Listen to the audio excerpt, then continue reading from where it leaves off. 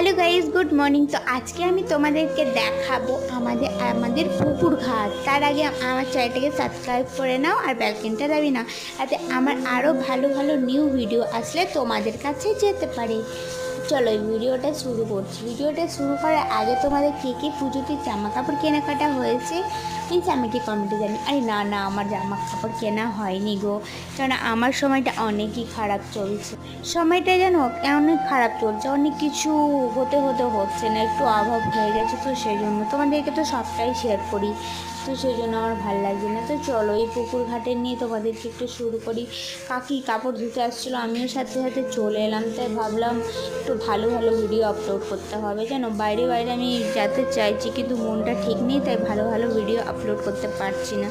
আমার কাজগুলো হয়ে গেলে ভালো তো আমি ভিডিও ভালো তোমাদেরকে আপলোড করব, আরও দিতে চাইবো, ঠিক আছে? তো এতটাই ভিডিও